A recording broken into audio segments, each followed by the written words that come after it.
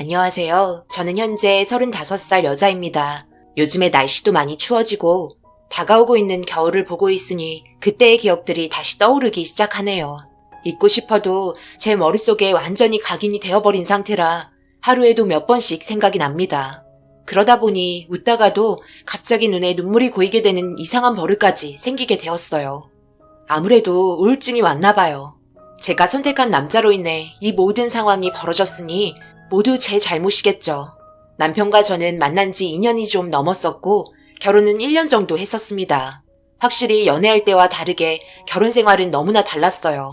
결혼하면서 신경 써야 할 것들이 정말 많더라고요. 우선적으로 행사가 너무 많았어요. 좀 쉬고 싶은데 계속해서 시어머니께 연락이 왔습니다. 아무래도 부녀 회장이라서 그런 것 같았어요. 그래도 제가 며느리인데 시어머니가 시키는 일 안 할 수는 없잖아요. 그냥 내내 하면서 어쩔 수 없이 하는 경우가 많이 있었죠. 그런 일들이 반복이 되면서 시어머니는 그걸 또 당연하게 생각하셨습니다. 이런 부분들에 대해서 남편에게 말을 했지만 결혼하면 효자 된다더니 제가 말한 것보다 어머님을 더 두둔하기 시작했어요. 아무리 그래도 그렇지. 옆동 산다고 너무 하시는 거 아니야? 이 새벽에 전화하셔서 아파트 장선다고 수수료 받아야 하니까 명단 체크해보라고 하는데 나는 그런 쪽에 관련도 없는데 내가 왜 이런 일을 해야 하는 거야? 우리 집안이랑 결혼을 했으면 그런 거 도와주는 건 당연하지. 한 가족인데 뒤에서 우리 엄마가 이런 거 말하기 전에 당신이 먼저 뭐라도 도와드릴 건 없는지 나서서 한다면 얼마나 좋아하시겠어?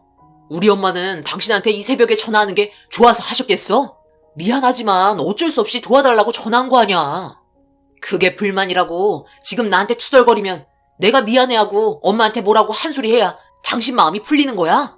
그리고 당신이랑 엄마와의 관계도 불편해지고 나도 중간 입장에서 힘들어지고 그런 걸 바라는 거냐고. 그냥 시키면 시키는 대로 묵묵히 하면 좋잖아. 아무 말 없이 계속 들어주고 있으니까 이때다 싶어서 입에 모토 단 것 마냥 그렇게 나불대냐? 저는 한마디 했는데 남편은 10마디를 했고 자기 엄마가 시키는 일에 대해서 불만을 가졌다고 저에게 되려 더 크게 화를 내고 있었습니다. 저는 다음날 출근해서도 시어머니가 시킨 일을 처리했고 아파트 장이 열리는 주말이 되고 장사를 하려고 새벽같이 찾아온 한 분 한 분 명단을 체크하기 시작했어요. 어머님이 시킨 일이니까 그러려니 하고 열심히 한 이유도 있긴 했었어요. 어머님이 부녀회장 10년째 하고 계시는데 저희 아빠가 아파트 경비로 일을 하고 계셨거든요.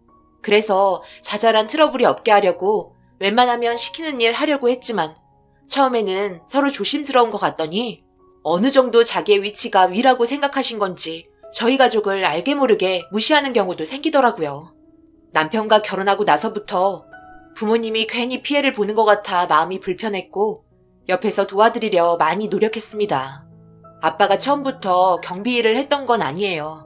저랑 남편이 연애할 때 일하시다가 크게 다치셨는데 그런 일들 때문에 회사를 그만두셨고 이런 고민을 남편에게 털어놓게 되면서 부녀회장이었던 어머님께서 아빠가 일을 할 수 있게 동대표 사람들과 의논을 했고 아빠는 경비 일을 맡아서 하게 되었습니다. 자기 사람 하나 심어놓는다 생각한 것 같았어요. 어머님이 아빠한테 명령하는 거 보면 딱 알 수 있었죠. 그렇게 정신없이 장사하려고 들어오시는 분들 명단 체크하고 있는데 아빠가 저에게 다가오셨고 장사하러 오신 분들 자리 잡아주고 있는데 뒤에서 시어머니가 오셨고 제가 잘하고 있는지 둘러보고 있는데 저를 도와주고 있던 아빠가 시어머니 눈에 띄었는지 화가 난 얼굴 표정으로 가까이 다가가셨습니다. 여기서 뭐하고 계신 거예요? 제가 아침에 뭐라고 그랬죠? 일단 저기 입구 앞에서부터 시작해서 아파트 전체적으로 청소하시라고 했잖아요. 저기 봐봐요. 걔들이 밤새 싸놓은 것 좀 보시라고요. 이런 거 말 안 해도 알아서 좀 움직이세요. 밥 벌어먹게 해줬더니 왜 이렇게 굼뜬 거예요? 처음에는 열심히 하는 것 같아서 보기 좋았는데 지금 제 눈엔 그냥 놀고 먹기 식으로 경비를 하고 계신 것 같네. 이런 식으로 계속 나오실 거면 차라리 경비 그만두세요. 어머님, 지금 사람들 장사하려고 들어오고 있어서 주변 정리하고 계신 거였어요. 어수선한 분위기 때문에 너무 정신없잖아요. 저희 아빠도 지금 열심히 일하고 계셨는데 그런 식으로 말씀하시면 저희 입장에서는 정말 서운하네요. 어디서 어른들 대화하고 있는데 끼어들고 있어? 자기에게 주어진 일부터 끝내고 다른 일을 도와주든지 해야지. 자기 일 끝내지도 않고 네가 하는 일 도와준다고 그러면 내가 잘했다고 할 것 같니? 용지 일이나 나. 뭐하고 서 있어? 너 출근 안 할 거니? 이런 건 내가 신경 쓰지 않게 나오기 전에 모두 끝내놨어야지. 이따가 나 좀 따로 보자. 시어머니는 장사하려고 준비하고 계신 분들에게 수수료를 걷기 시작했고 아빠는 아파트 입구 빗자루질을 하기 시작했어요. 이건 가족인지 일하는 직원인지 파악하기가 힘들 정도로 저희에게 막대하셨어요. 그런데 장서기 전날 엘리베이터 안에 공지사항 적어놨는데 그걸 못 본 건지 차량 한 대가 장서는 위치에 주차를 해놨고 연락을 받지 않는 것 같았습니다. 그곳을 바라보며 출근길 늦어질까봐 급하게 서두르고 있는데 갑자기 시어머니 저를 부르셨고 당황하고 말았네요. 차 주인이 나오지 않아서 장날 사람들 많은 곳에서 저에게 소리를 지르기 시작했고 너무 황당해서 멍하니 어머님의 모습을 바라보고 있었습니다. 어머님은 빨리 전화해서 내려오게 하라며 흥분을 가라앉히지 못했어요. 어머님 잘 아시겠지만 제가 출근이 늦어서요. 전화 한두 번 해보고 안 받으면 회사에서 시간 날 때마다 해볼게요. 뭐라고? 내가 지금 너한테 뭐라고 그랬니? 전화 한두 번 해보라고 한 게 아니라 계속 해보라고 한 거잖아. 오늘 같은 날 회사 꼭 가야 하는 거야? 입에 풀칠할 정도로 월급 찌꺼리만큼 주는 곳 오늘부로 그만둬라. 어머님은 다짜고짜 일을 그만두라며 자기가 시킨 일이 우선이라고 흥분을 하셨습니다. 이게 말이 되나요? 이건 아닌 것 같아 저녁에 다시 얘기하자고 말하고 급하게 자리에서 벗어났습니다. 출근하는 내내 기분이 좋지 않았고 제 핸드폰에는 시어머니의 전화가 쉬지 않고 신동이 울리고 있었어요. 그리고 뒤이어 남편에게까지 전화가 오기 시작했고 그냥 홧김에 핸드폰 전원을 꺼버렸네요. 그렇게 회사 생활을 마치고 아파트에 도착했는데 어떤 남자가 아빠를 향해 삿대질을 하며 동네가 시끄러울 정도로 뭐라고 하고 있었습니다. 저는 급하게 아빠가 있는 곳으로 달려갔고 무슨 일인지 알 수 없어 아빠에게 언성을 높이고 있는 아저씨에게 왜 그런 건지 상황을 물어보니 차를 견인시켰다고 화를 내고 있었어요. 그래서 아빠가 그랬냐고 물어봤더니 안 그랬다며 부정하고 있는데 글쎄 알고 보니 이런 짓을 저지른 사람은 다름 아닌 시어머니였어요. 장 서는데 방해된다며 견인차를 불렀고 그에 따른 피해는 상황을 빨리 정리하지 못한 경비 일을 하고 있는 아빠에게 모두 돌아가게 되었습니다. 아빠가 그런 거 아니라고 말을 했지만 분위기만 점점 더 험악해지고 있었어요. 아빠는 더 이상 싸우기 싫다며 견인하면서 발생된 금액을 드렸고 저는 그 자리에서 시어머니에게 전화를 걸었습니다. 그러자 핸드폰을 꺼버리더라고요. 꼭 제가 오전에 한 행동에 대해서 복수를 하는 것 같았어요. 그래서 어머님 집으로 찾아가 초인종을 누르니 그제서야 어머님께서 현관문을 여셨는데 그 순간 갑자기 제 머리채를 잡으시곤 어머님 집으로 끌고 들어갔어요. 오전에 엄청 바쁜 상태였는데 뒤도 안 돌아보고 갔다며 부녀회장인 자기 무시한다고 난리를 치기 시작했습니다. 자기도 참을 만큼 참았지만 더 이상은 안 될 것 같다며 아빠 경비일 하는 거 그만두게 할 거라고 저에게 협박을 하기 시작했고 제 입장을 충분히 설명을 했지만 화가 나신 어머님의 귀 속에는 제 말이 들어가지 못했어요. 그렇게 한바탕 난리가 나고 제 머리는 번개를 맞은 것 마냥 만신창이가 되어 있었습니다. 결국 눈에 눈물이 흘렀죠. 결혼한 지 얼마나 됐다고 이런 취급을 받는 게 너무 서러웠어요. 시어머니는 오전에 받았던 스트레스 전부를 제 머리에 모두 털어놓으셨고 진정이 좀 되셨는지 소파에 털썩 앉더니 다음부터 자기가 명령하는 부분에 대해서 토를 달거나 무시하면 심하면 더 심했지 덜하진 않을 거라고 협박 아닌 협박을 하고 있었습니다. 한 아파트에 시댁, 친정 모두 다 있으니까 정신적으로 너무 힘들었어요. 양가 집안 모두 눈치를 봐야 해서 저에겐 마음속 여유가 없었습니다. 어머님은 볼일 다 봤으면 나가보라고 고개를 돌린 상태로 결론을 지으셨고 저는 아무 말 없이 현관을 나섰어요. 저희 집에 들어가니 남편은 소파에 누워 TV를 보고 있었고 제 얼굴을 보자마자 어떻게 된 거냐고 소리치면서 화를 내기 시작했어요. 그래도 남편이라서 그런 건지 제 편을 들어주니 그래도 기분이 좀 나아졌고 저를 천천히 소파에 앉혔습니다. 상황 설명이 필요하다며 물어보기 시작했어요. 이거 다 어머님이 그러셨어. 오전에 어머님이 시키신 일 하지 못하고 회사 출근 때문에 안 된다고 했거든. 그랬더니 이 모양 이 꼴을 만든 거야. 그러니 내가 눈물이 안 나겠어? 우리 결혼한 지 이제 몇 달밖에 안 됐는데 예전부터 봐온 사람이니까 막대하셔도 괜찮다고 생각하셨나 봐. 나도 감정이 있고 이런 식으로 계속해서 살게 된다면 정말 힘들 것 같아. 아, 난 또 뭐라고.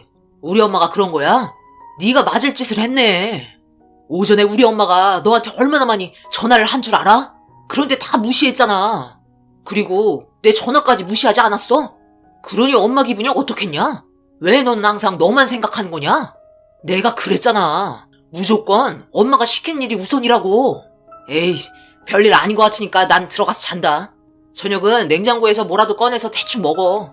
난 아까 우리 엄마랑 장서는 곳에서 맛있는 거 많이 먹었어. 남편은 시어머니가 한 행동이라는 걸 알게 되자 갑자기 별일 아니라는 듯 상황을 그냥 넘기고 말았어요. 연애한 지 2년이 지나고 결혼해서 그런 걸까요? 제가 싫어진 걸까요? 남편의 행동이 저는 도저히 이해할 수 없었어요. 제가 머리가 헝클어진 상태로 집에 들어왔고 눈물을 흘리고 있는데 자기 엄마가 그랬다는 말 한마디에 순식간에 얼굴빛이 변한 거 보고 정이 뚝 떨어졌고 결혼에 대해서 후회하기 시작했습니다.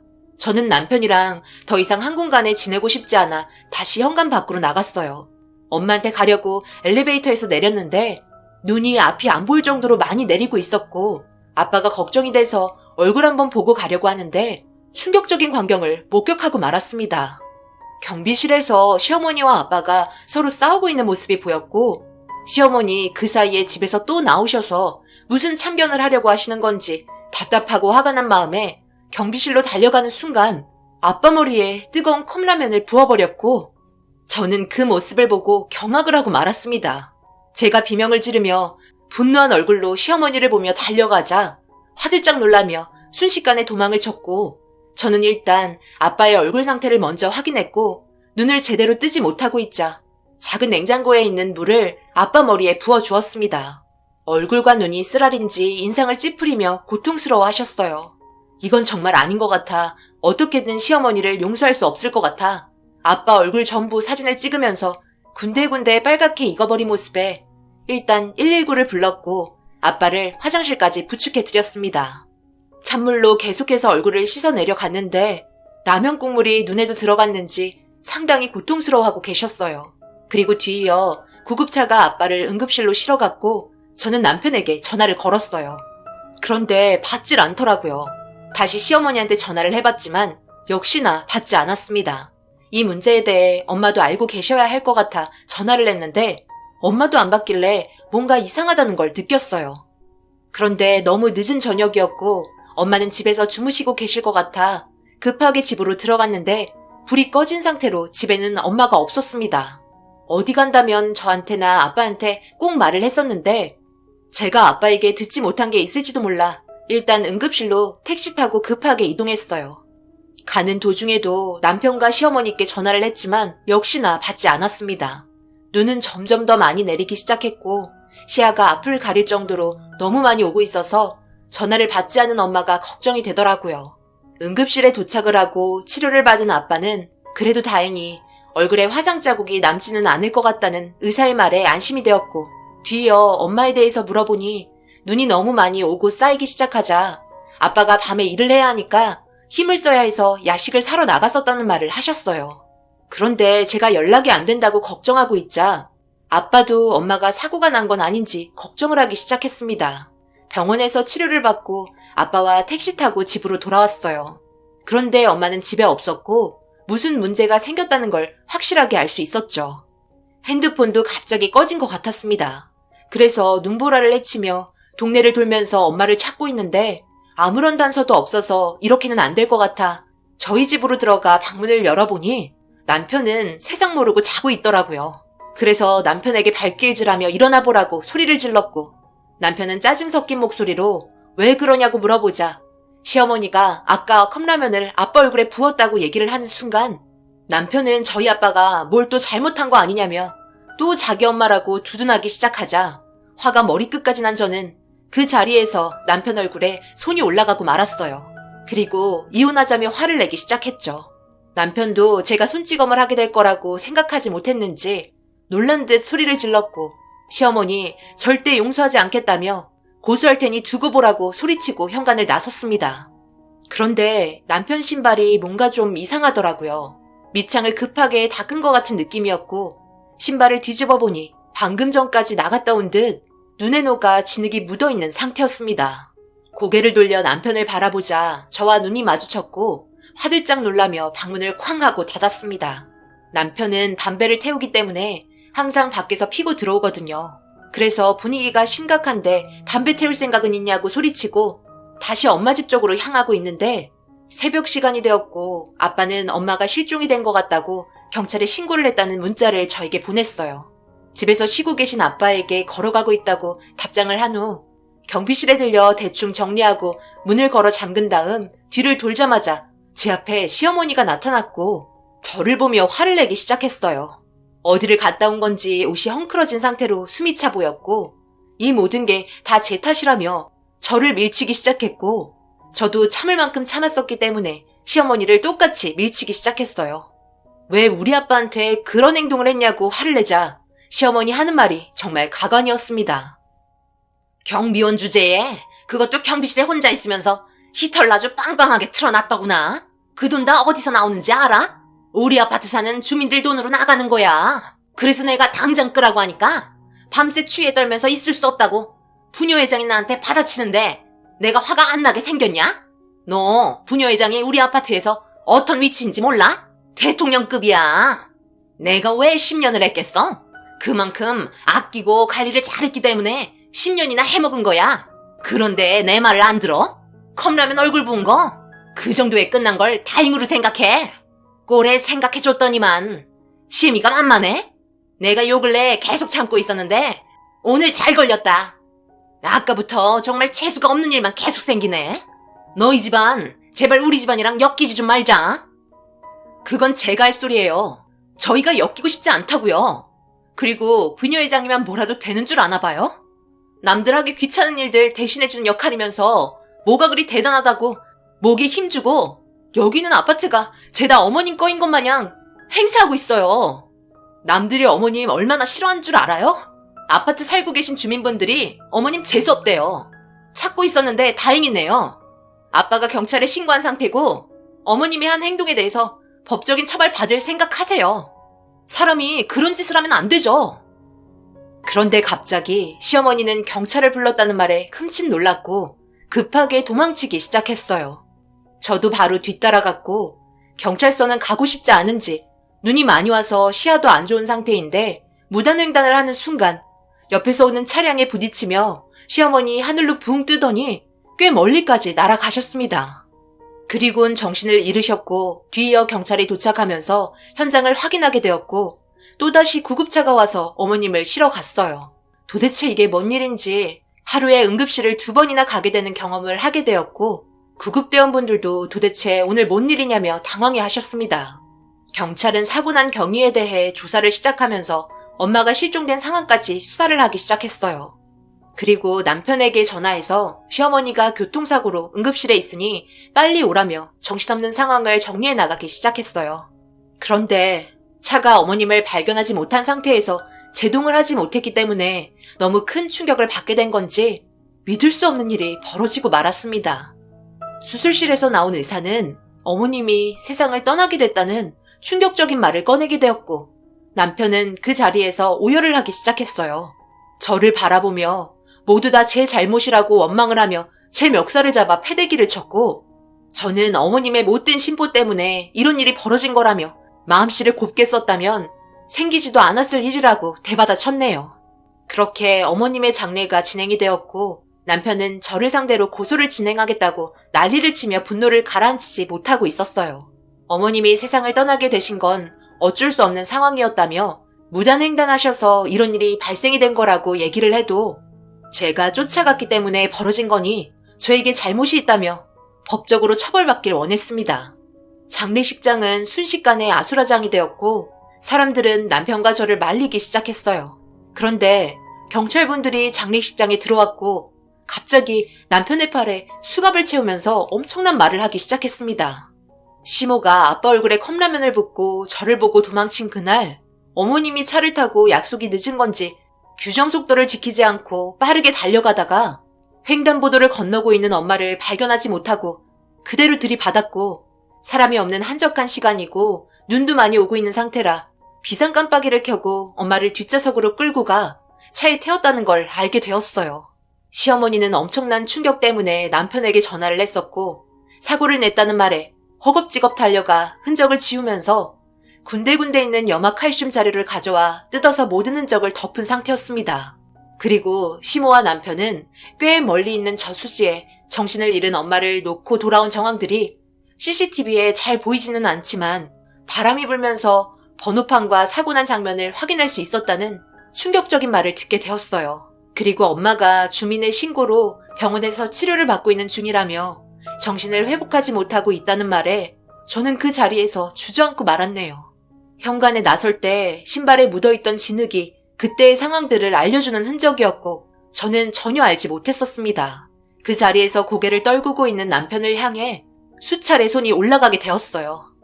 그리고 엄마가 있는 병원으로 아빠가 급하게 찾아갔고 엄마는 산소호흡기를 한 상태로 누워 계셨습니다. 아빠는 엄마가 실종이 된 순간부터 어떤 사고로 인해 세상을 떠나게 된 줄 알고 계속 눈물을 흘리며 보내셨는데 살아있다는 걸 확인하게 되니 하늘에 감사하다며 엄마 손을 꽉 잡고 있었어요. 그러자 저희가 찾아온 인기척 때문인지 엄마는 눈을 뜨셨고 저희를 알아보고 있었어요. 병원에서는 다행히도 몇 군데 골절은 있지만 생활에 지장은 없을 거라며 가벼운 뇌진탕도 시간이 지나면서 좋아질 거라는 의사의 진단에 엄마는 점점 몸 상태가 좋아지기 시작했어요. 그리고 집 근처에 있는 병원으로 옮기게 되었고 남편과 이 문제로 법정에 서게 되었습니다. 세상을 먼저 떠난 시어머니의 행동을 남편은 방조했고 다른 곳에 은닉하려고 했던 정황들을 볼 때 그 죄가 무겁다고 법정에서는 판단을 내렸고 꽤 많은 제목들이 접목이 되면서 남편은 징역을 면하지 못했습니다. 그리고 두 발로 걸을 수 있게 된 엄마는 남편이 법정에서 내려진 판결을 두 눈으로 전부 지켜보고 있었고 남편은 고개를 숙이며 자신의 죄에 대해서 모두 인정하고 있었어요. 결국 꽤 오랜 기간 징역을 받게 되면서 사건은 마무리되었네요. 현재 엄마는 정상적인 생활을 하고 계시지만 아직까지 교통사고에 대한 후유증은 남아있는 듯 보입니다. 자신의 죄들이 뭔지도 모르고 설치다가 다른 사람에게까지 피해를 준 그 사람들은 결국 부메랑처럼 자신들에게 전부 돌아가게 되었고 돌이킬 수 없는 결과를 맞이하게 되었네요. 본인의 죄에 대해서 뉘우치고 있는 모습을 보면 참 안타깝습니다. 조금 더 일찍 자신들의 잘못을 알고 있었다면 이런 상황까지는 오지 않았을 텐데요. 저희 가족에게 일어난 엄청난 일들이 하루빨리 제 머릿속에서 지워졌으면 하는 바람입니다. 앞으로 저희 가족이 잘 살아갈 수 있게 여러분들의 응원의 한마디 부탁드려도 될까요? 오늘 하루 마무리 잘 하시고 좋은 날 되시길 바랍니다. 감사합니다.